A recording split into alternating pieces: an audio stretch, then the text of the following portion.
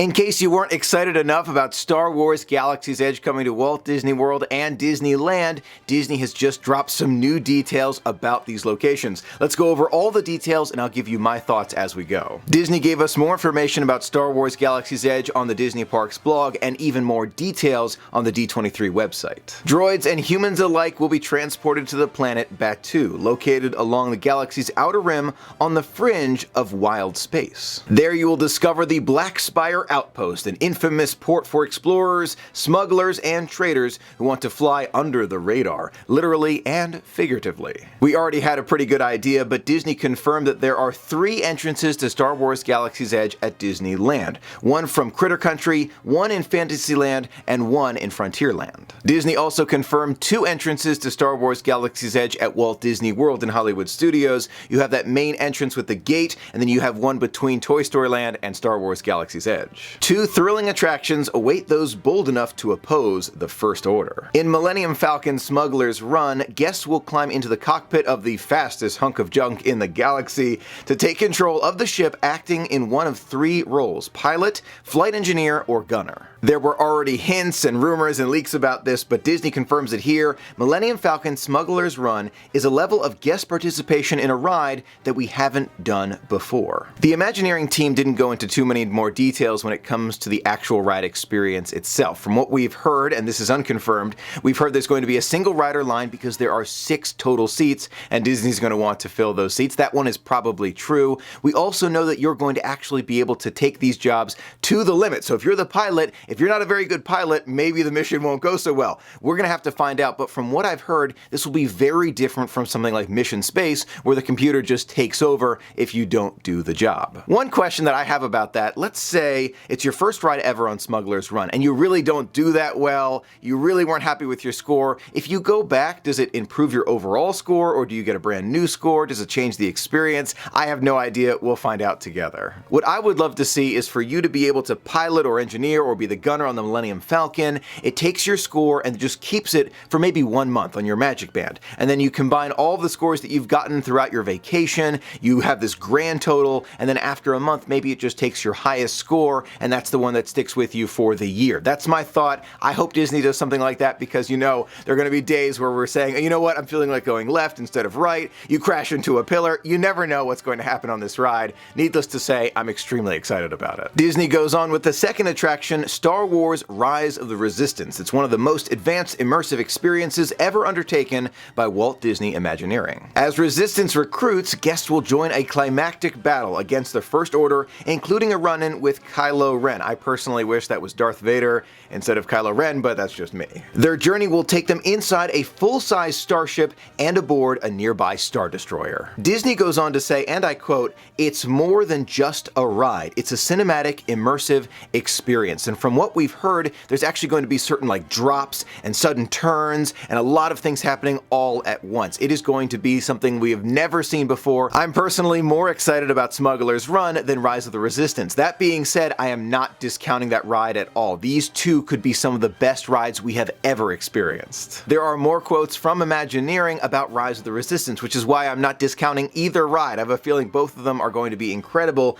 They talk about jaw-dropping, how did they do it moments during this attraction, so it is going to be incredible. Disney also took this opportunity to show us more of the costumes that the cast members will wear at Star Wars Galaxy's Edge. I love the Rebellion ones. I also love the First Order ones. Those are, I think, my favorite I've seen so far. There are several layered ones though, and I'm wondering, it can get relatively hot at Disneyland and at Walt Disney World, so some of these costumes might be for indoors or meant for during the winter months. I'm sure we'll see them all throughout the year though. It sounds absolutely incredible, but after some of these attractions, you're going to be hungry, right? Well, Disney gave us more details about the dining experiences and different food they're going to offer at Star Wars Galaxy's Edge. One spot in particular that I am really looking forward to is Oguz Cantina, where you'll actually find blaster bolt scorches on the wall to help tell the story. Oguz Cantina is run by an intriguing alien proprietor, Oga Gara. This watering hole invites guests to share their tales from around the galaxy as they enjoy exotic beverages served in unique vessels. Oguz Cantina will feature alcoholic beverages like the Bespin Fizz and Fuzzy Tauntaun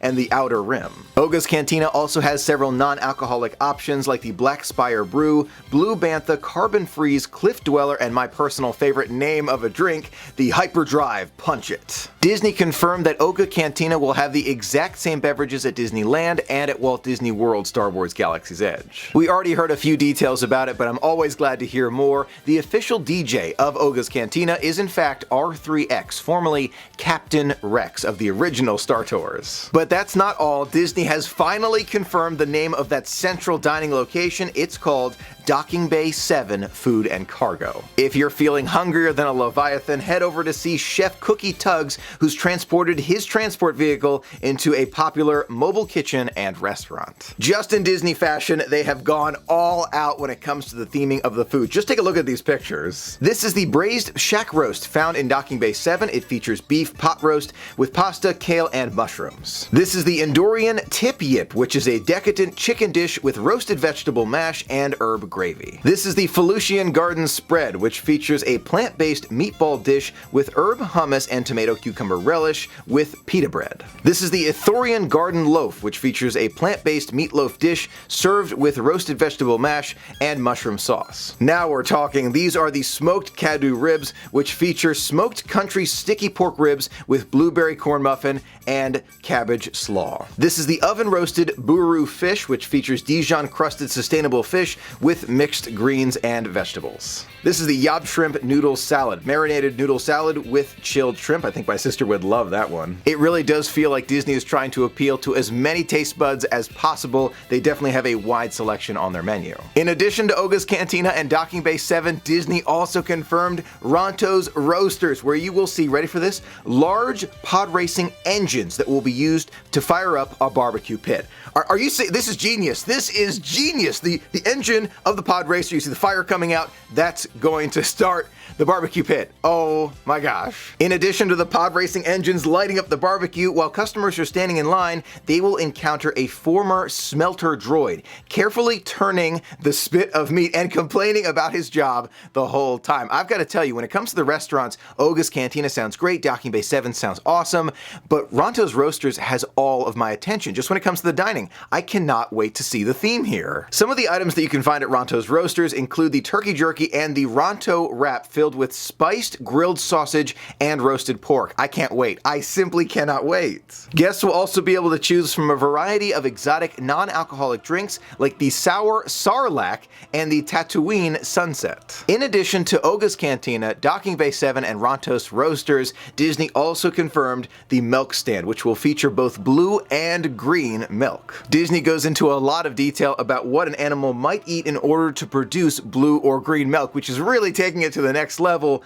but the reason they're going into all this detail is to tell us that it's actually a plant-based dairy drink, allowing more guests to enjoy it. I'm guessing they went this way because of possible lactose allergies. I'm not 100% sure at this point if it is lactose-free. We'll find out, but from what I'm reading here, plant-based dairy drink to me sounds like lactose-free. Now, if you're a big fan of that flavored popcorn that you can find at Epcot like I am, you're going to love this next announcement. Disney confirmed Kat Saka's Kettle. One of the items that you'll find at Kat Saka's Kettle is the Outpost Mix. It's a popcorn snack combining savory, spicy, and sweet flavors. I can't wait to try it. Next up, Disney goes over some of the merchandise that you can find at Star Wars Galaxy's Edge. And if you're like me, as soon as you see the pictures, you're going to say to yourself, okay, bye money. I'm not going to see you for a while because I'm going to want everything when I get there. First up is the Droid Depot, where you'll be able to pick pieces off of a conveyor belt and build your own droid. Being able to customize your own droid sounds awesome, but that is not the end of it. Apparently, these droids will be able to interact with elements of Star Wars Galaxy's Edge and even respond to guest behavior. Disney goes on to say that additional programming chips and accessories can be added to the droids to further customize their abilities. In addition to all of that, believe it or not, Rex, who is featured here as a droid that you can make, also acts as a Bluetooth speaker for music on your phone. Oh my gosh. I envision everyone walking around with a small Rex playing their own personal soundtrack. I have a feeling the music from Rex won't be too loud so it's not disturbing other guests, but this is going to be incredible. I cannot wait to build my own droid, something like R2-D2 and Rex combined. That would be really cool, but there's another spot where you can customize something else. Savis Workshop gives guests the opportunity to build their own elegant lightsaber. You may be thinking to yourself, Michael, we already have this ability. You can already make your own lightsaber at the gift shop outside Star Tours or in Disney Springs. Is this going to be different? Yeah, this one's going to be awesome. At the heart of every lightsaber is a kyber crystal, and during a guided tour, each guest will have 4 options to choose from. Peace Justice, modeled after Jedi from the Republic era. Power Control, a nod to the Sith. Elemental Nature, harnessing air, earth, fire, and water. And Defense, shrouded in mystery. That's the only information we have about Savis Workshop and building your own lightsabers for now, but I have a feeling this is going to be an experience like we've never seen before. I've seen video online of other people making their own lightsaber and having a kyber crystal that activates the entire thing. I don't know if Disney will go to this level of detail, and I have no idea what the price would be, but I am so excited to experience this. Disney confirmed another shop meant for antiques, Dok-Ondar's Den. In Dok-Ondar's Den of Antiquities, you'll find a wide selection of mysterious and rare items for sale representing different eras of the Star Wars galaxy. Inside you'll find old lightsabers, old Jedi and Sith antiques, and I can see in the image they even have a Darth Maul statue. It definitely looks cool. If you're looking for a fascinating meet and greet with some of the Star Wars beasts, look no further